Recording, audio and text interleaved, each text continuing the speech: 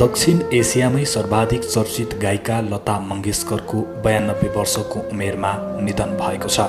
आइतबार भारतको व्यापारिक राजधानी मुम्बई स्थित ब्रिज क्यान्डी अस्पतालमा उनको निधन भएको हो। 8 जनवरीमा कोरोना संक्रमित भएपछि मङ्गेशकरलाई अस्पताल भर्ना गरिएको थियो। अवस्था गम्भीर देखिएपछि उनलाई आइसियुमा सारिएको थियो। केही समयपछि उनको स्वास्थ्यमा सुधार देखिएपछि उनी पुनः चिकित्सित भएकी थिइन्। 28 सेप्टेम्बर 1929मा भारतको राजस्थान स्थित इन्दौरमा जन्मिएकी लता मङ्गेशकरको गायन करियर 13 वर्षकै उमेरमा सुरु भएको थियो। बाल्यकालमै पिताको स्नेहबाट वञ्चित भएकी लताका कलिला काँधमा आमासँगै 4 भाइ बहिनीलाई सम्हाल्ने जिम्मेवारी आइलागेको थियो। उनका बुबा पण्डित दीननाथ मङ्गेशकर एक प्रतिष्ठित शास्त्रीय सङ्गीतकार र रङ्गमञ्चका कलाकार थिए। घरमै सङ्गीतको माहौल रहेकाले उनले सङ्गीत विरासतमा सिकिन् भने पनि हुन्छ। उनका बुबाले उनलाई 5 वर्षकै उमेरदेखि सङ्गीत सिकाएका थिए। लगभग यही उमेरमा उनी रङ्गमञ्चको कलाकार समेत भइन्। 5 वर्षको उमेरमै रङ्गमञ्चमा उक्लिएकी लताको वास्तविक नाम हेमा थियो। उनका बुबाद्वारा निर्देशित नाटकहरूमा अनेकौं भूमिका निर्वाह गरेकी हेमाको नाम नाटककै एउटा पात्रबाट लता राखिएको थियो। मङ्गेशकरले गरेको अभिनय अत्याधिक रुचाइएपछि उनको बुबाले उनको नाम लता राखिदिएका थिए। हृदयघातबाट पिताको देहान्त भएपछि उनको जीवन सङ्घर्ष क्रूर हुँदै गयो। लता गायन क्षेत्रमा आफ्नो भविष्य देख्थिन्। विडम्बना, जुन आवाजका आज करोडौं प्रशंसक छन् त्यही आवाजले एक समय गायनका लागि एउटा गीतसम्म पाएन। लता मङ्गेशकरले जब 1940को दशकमा सङ्गीत क्षेत्रमा पाइला टेकिन् त्यो समय भारतीय सिनेमामा नूरजहाँ तथा शमशाद बेगम जस्ता हस्तीहरूको वर्चस्व थियो। लताले अनेकौं पटक कथित रूपमा स्वर तीखो भएका कारण गीत गाउन पाइनन्। 1942मा बुबाको देहान्त भएपछि सङ्गीत उनको रहर होइन बाध्यता बन्यो, जसका माध्यमबाट उनले घर चलाउनु थियो, साना भाइ बहिनीहरूको स्याहार गर्नु थियो।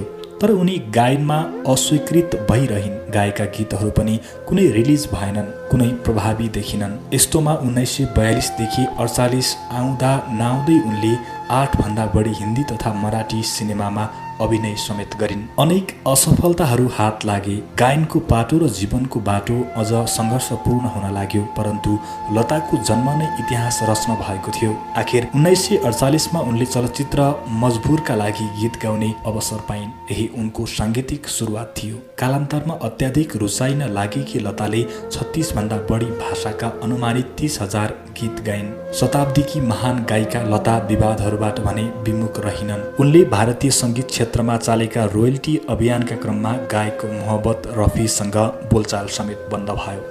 रोयल्टी अभियानलाई गायन क्षेत्रमा पनि सशक्त रूपमा अघि बढाउने प्रण गरेकी लताको अभियानमा मोहम्मदले भाँजो हालेपछि उनले मोहम्मदसँग कहिले गीत नगाउने बताइन्। यद्यपि सुरुवाती विवादका क्रममै मोहम्मदले लतासँग कहिले गीत नगाउने बताएका थिए। पछि उनीहरूबीच झन्डै 3 वर्षसम्म सामान्य बोलचाल समेत भएन। उनको रोयल्टी अभियानले गायक र निर्देशक निर्माताहरूबीच लामो विवाद बीजारोपण गरिदियो। यद्यपि यो न्याय र स्वाभिमानका लागि लता दिदीले लडेको लडाईँ थियो। यही विवादको पोयो गिनिज बुक अफ वर्ल्ड रेकर्डमा नाम लेखाउनेसम्म समेत तन्कियो। सन् 1974मा सर्वाधिक गीत गाउने गायिकाका रूपमा गिनिज बुकले लतालाई अनुमोदन गर्दै थियो। तर मोहम्मद रफीले आफूले धेरै गीत गाएको दाबी गरे। विवादपछि लताले आफूले गाएका गीतहरूको रेकर्ड देखाउनु पर्ने भयो, जुन तत्काल उनका लागि सम्भव देखिएन र यो कीर्तिमान मोहम्मद रफीको नाममा रह्यो। यद्यपि रफीको निधनपछि गिनिज बुकले उक्त कीर्तिमान लताको नाममा सार्यो। पछि सन् 2011मा उनकी बहिनी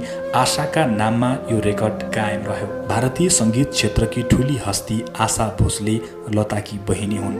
लताले समयक्रमसँगै आशाबाट पारिवारिक जिम्मेवारीको अपेक्षा गरेकी थिइन्, तर त्यस्तो भएन। त्यस्तै आशा 16 वर्षको उमेरमै आफूभन्दा दोब्बर उमेरका व्यक्तिसँग प्रेम सम्बन्धमा थिइन्। यो कुरा पनि लतालाई मन परेको थिएन। तर आशाले लताको मजबुरी बेगर प्रेमीसँग बिहे गरिन्। केही समयपछि बिहे टुट्यो। दिदी बहिनी बीच पनि हार्दिक सम्बन्ध रहेन।